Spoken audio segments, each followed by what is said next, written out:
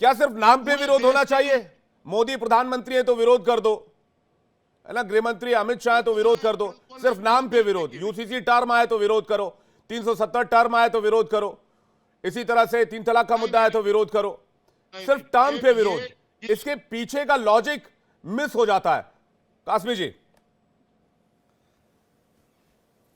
जी देखिए, पुष्कर सिंह धामी इंतहाई बहादुर और ईमानदार चीफ मिनिस्टर हैं और इसकी शुरुआत देवभूमि से हो रही है। मैं उनको मुबारकबाद देता हूं, उनको बधाई देता हूं। हाँ।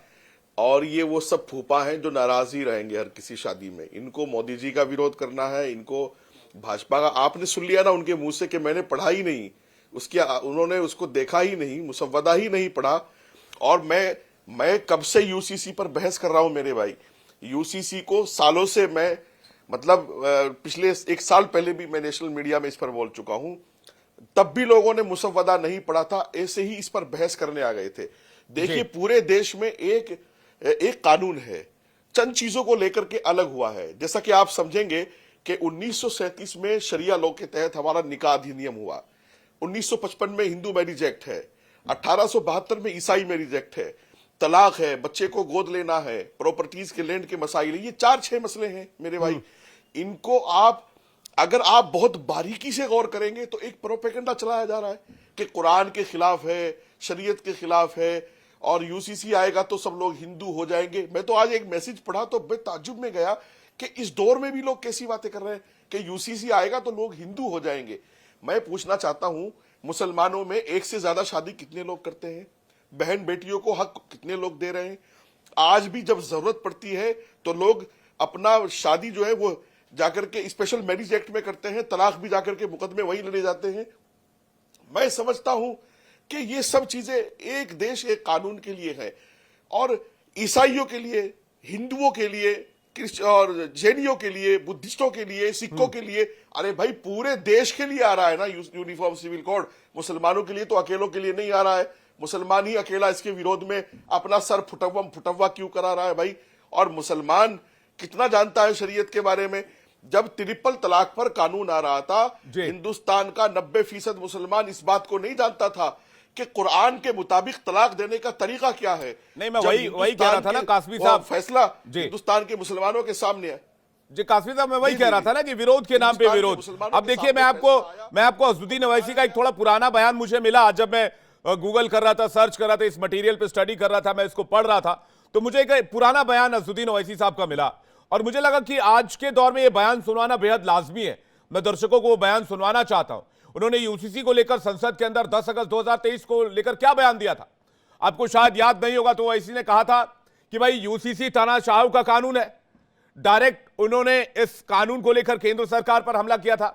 अब अज़दुद्दीन ओवैसी के बयान के मायने क्या थे? क्या वो अपने वोट बैंक के लिए ऐसा कर रहे हैं, या फिर वाकई वो मुसलमानों का भला चाहते हैं? और अगर मुसलमानों का भला चाहते हैं तो अज़दुद्दीन ओवैसी बताएं कि इस बयान से मुसलमानों को कैसे फायदा होगा। लेकिन पहले मैं वो बयान सुनवाता हूं, उसके बाद दानिश कुरैशी आपके पास आ रहा हूं। पहले सुनिए वो बयान। यूसीसी सर, इस यूसीसी का फार्मूला क्या है?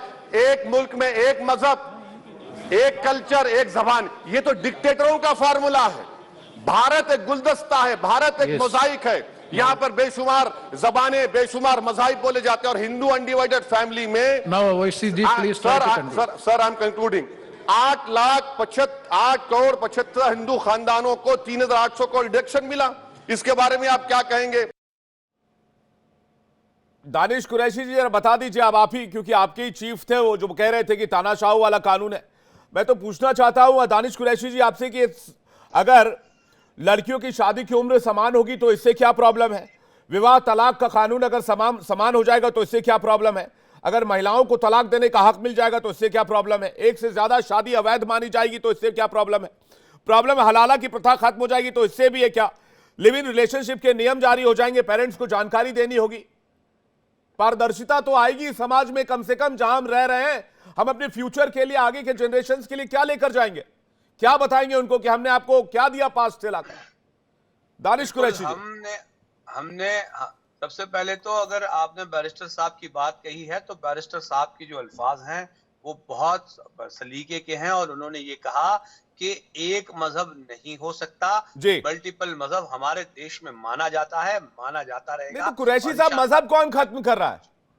सुनिए, अब आगे तो सुन लीजिए जनाब, आगे सुन लीजिए।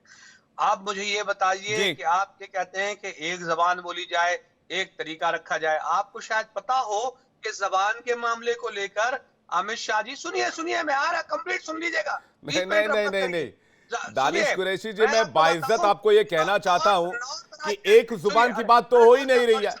यहाँ पर तो डेग डेग पे भाषा और डेग डेग पे पानी बदल जाती है। इस देश का वो कल्चर है। जी। सुनिए, बोलिए, बोलिए, बोलिए, याद हो साउथ के जो राज्य हैं उसमें जब अमित शाह जी ने ये जबरन लागू करने की कोशिश की कि हिंदी भाषा जो है वो बिल्कुल सेंट्रिक की जाएगी, तो आपको याद हो एक बहुत बड़े नेता का ये ऐलान हुआ, मुझे आज भी याद है, अगर चाहिएगा तो मैं ढूंढ के भी निकाल दूंगा कि अगर ऐसा पड़ा तो, अगर ऐसा आन पड़ा तो हम एक, उन्होंने साउथ का एक वो बताया था, द्रविड़ नाडु का वो मांग रखेंगे। तो आप देखिए कि जो कल्चर को डिस्टर्ब करने की जो पॉलिटिक्स भारतीय जनता पार्टी और उसके लोग कर रहे हैं, कहीं ना कहीं लोग आहत है। आप ये जबरन लागू कराने की जो बात कर रहे हैं ना, ये हो सकता है कि आप सत्ता में हैं, लेकिन आप याद रखिएगा कि सत्ता में सदैव नहीं रहेंगे, सत्ताएं बदल जाएंगी। आज किसी और पार्टी की है, कल किसी और पार्टी की रहेंगी। आप देखिएगा साहब, अगर हिजाब के मामले में पहले जो नहीं, सरकार कुरैशी थी, साहब, आपने उसको मेरे हिजाब सवाल का प्रॉब्लम था। जी। नई जो सरकार आई है, जी। सुनिए सुनिए, हाँ। यूसीसी के अधीन तो बता सर, रहा आप हूं। विरोध कीजिए, आप नई जो पॉलिटिकल सरकार- पार्टी है, मेरे को विरोध से कोई ऐतराज नहीं है। विपक्ष अपना काम करे, राजनीति करे, विपक्ष को जो लाजमी लगता है वो करे।